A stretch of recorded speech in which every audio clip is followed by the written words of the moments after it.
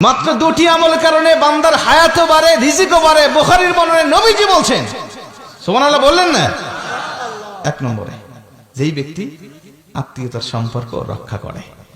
আত্মীয়তার সম্পর্ক রক্ষা করা বলতে এটা বোঝায় না যে আমি আমার বোনের সাথে কথা বলি, বোনও আমার সাথে কথা বলে, এটা আত্মীয়তার সম্পর্ক রক্ষা নয়। সাহাবী প্রশ্ন করলেন, ইয়া রাসূলুল্লাহ, তাহলে আত্মীয়তার সম্পর্ক রক্ষা কি? বলছে, তোমার বোন তোমার সাথে কথা বলতে চায় না, তুমি জোর করে তার সাথে সম্পর্ক টিকিয়ে রাখো। তোমার ফুফু তোমার সাথে কথা বলতে চায় না, তুমি জোর করে তার সাথে সম্পর্ক টিকিয়ে রাখো। তোমার চাচা তোমার সাথে সম্পর্ক রাখতে চায় না, তুমি জোর করে তার সাথে সম্পর্ক টিকিয়ে রাখো।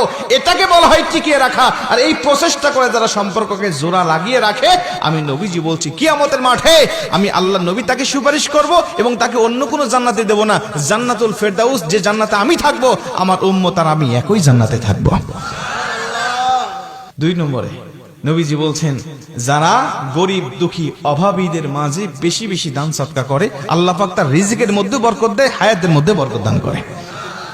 বাস্তব ঘটনা একটা বলি আপনাদেরকে। অস্ট্রেলিয়ার বিশ্ববিখ্যাত একজন যুবক ছিলেন, মুসলিম সম্ভ্রান্ত পরিবারে তার জন্ম হয়েছিল। গুগলে সার্চ দিলে এখন পেয়ে যাবেন, মোহাম্মদ আলী বানাত লেখে।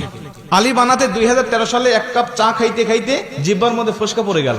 কোটি কোটি ডলারের মালিক ছিলেন, যার হিসাব সাংবাদিকরা দিতে পারেন নাই। সবচাইতে বড় বড় দামি দামি ফেরারি ব্র্যান্ডের গাড়িগুলো তিনি ব্যবহার করতেন, অনেক দামি দামি ব্রেসলেট ব্যবহার করতেন, ঘড়ি ব্যবহার করতেন, যেগুলোর কোনো প্রয়োজন ছিল না, এগুলো তার কালেকশনের মধ্যে ছিল।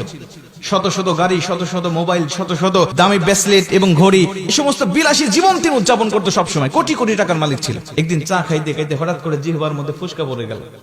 ওখান থেকে ক্যান্সার শুরু হয়ে গেল। ডাক্তারের কাছে গেলেও ডাক্তার বলছে, তুমি তো দেরি করে ফেলেছো। কেন? ক্যান্সারের 4টা ধাপ থাকে, তুমি একেবারে 4 নম্বর ধাপে এসে পৌঁছে গেছো। এখন তোমার রক্ষার মতো কোন রকম কোনো পথ নাই। অতএব যা করার দরকার, ভালো মন্দ খেয়ে নাও, আত্মীয়দের সাথে বেয়াদবি করতে থাকলে ক্ষমা চেয়ে নাও।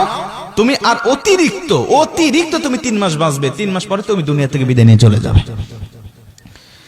কোটি কোটি টাকার মালিক আলী বানাত চিন্তা করলেন, বাঁচবই না যখন, দুনিয়া থেকে চলেই যাবো যখন। বড় বড় ডাক্তাররা একই রকম কথা বলছে, অতএব এই দুনিয়ার জমিনে এত সম্পদ দিয়ে কি হবে আমার? নিজে প্রাইভেট বিমানে করে করে গিয়ে সোমালিয়ায়, আলজেরিয়ায়, আফ্রিকায় বিভিন্ন গরিব দেশে গিয়ে গিয়ে নিজের সব সম্পদগুলো দান করে দিলেন।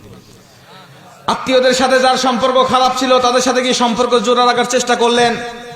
আফা আমাকে ক্ষমা করে দাও, ফুফু আমাকে ক্ষমা করে দাও, চাচা আমাকে ক্ষমা করে দাও, খালা আমাকে ক্ষমা করে দাও। সব আত্মীয়দের সাথে ভালো ভালো সম্পর্ক রাখার চেষ্টা করলেন, সম্পদ সব বিলিয়ে দিলেন। 2013 সালে তাকে বলা হলো, তুমি মাত্র 3 মাস বাঁচবে। মোহাম্মদ আলী বানাত তিনি ইসলামের পথে, ইসলামী জীবন যাপন করার চেষ্টা করলেন। সব পাপের দুনিয়া ছেড়ে দিয়ে ইসলামের পথে আসলেন। 5 ওয়াক্ত নামাজ ধরলেন, মাথায় টুপি তুললেন, মুখে দাড়ি রাখলেন।